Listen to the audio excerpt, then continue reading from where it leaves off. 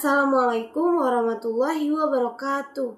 Halo everyone, perkenalkan nama saya Depi Lahiratunisa, NIM 25110110050. Saya dari kelas 2D Manajemen. Pada kesempatan kali ini saya akan menyampaikan materi yang berjudul peran generasi muda dalam menciptakan konten yang positif. Tujuan dari presentasi ini adalah untuk mengajak kita semua agar lebih bijak dalam menggunakan media sosial serta memahami bahwa setiap orang, khususnya generasi muda, memiliki peran penting dalam menciptakan konten yang memberikan manfaat bagi masyarakat.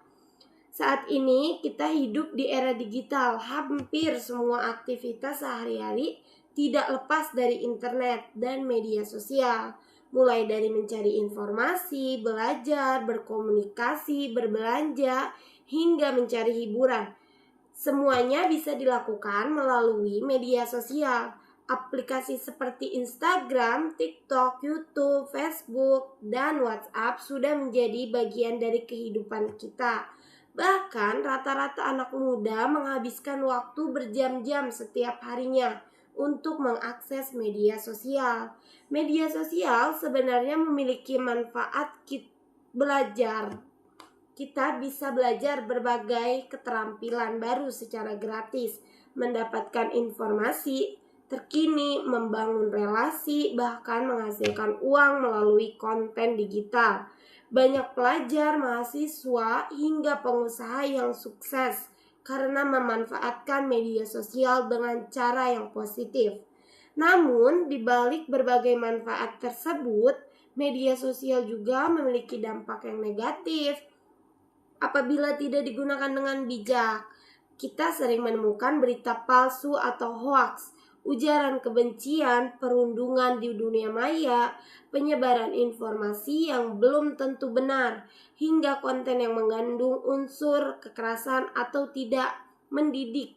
Oleh karena itu, sebagai generasi muda, kita harus menjadi bagian dari solusi, bukan menjadi bagian dari penyebar masalah.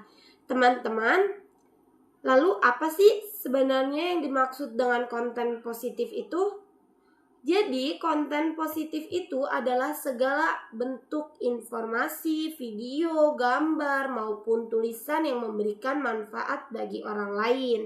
Konten tersebut bisa berupa edukasi, motivasi, inspirasi, informasi yang benar, hiburan yang sehat, maupun pengalaman yang dapat memberikan pelajaran.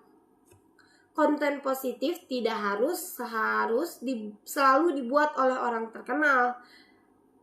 Siapapun bisa membuatnya, termasuk kita sebagai mahasiswa. Sebagai contoh, kita bisa membuat konten tentang tips belajar yang efektif, pengalaman mengikuti organisasi, cara mengatur waktu, motivasi untuk tetap semangat kuliah, kegiatan sosial, promosi UMKM, hingga berbagai ilmu sesuai dengan bidang yang kita pelajari. Dengan cara sederhana tersebut, kita sudah ikut memberikan manfaat kepada banyak orang. Ada beberapa langkah yang kita bisa lakukan untuk menciptakan konten positif.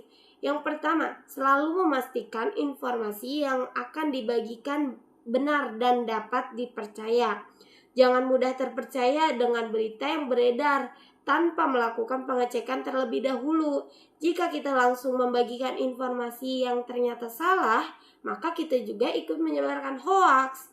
Oleh karena itu, biasakan membaca informasi secara lengkap dan memastikan sumbernya terpercaya. Yang kedua, gunakan bahasa yang sopan dan menghargai orang lain. Ketika memberikan komentar di media sosial, gunakan kata-kata yang baik. Jangan mudah menghina, mengejek, atau menyebarkan kebencian hanya karena berbeda pendapat.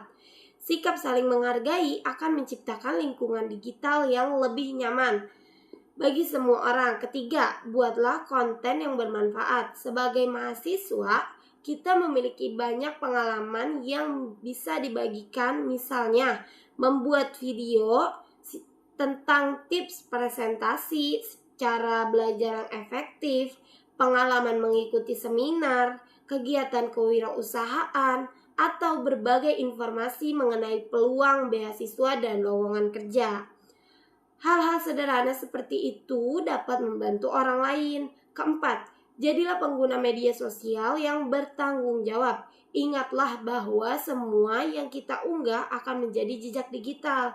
Jejak digital tersebut dapat dilihat oleh orang banyak dan bisa bertahan dalam waktu yang sangat lama. Oleh sebab itu, sebelum mengunggah sesuatu, tanyakan kepada diri kita sendiri, apakah konten ini bermanfaat? Atau apakah konten ini dapat menyakiti orang lain? Atau apakah saya siap mempertanggungjawabkan apa yang saya unggah?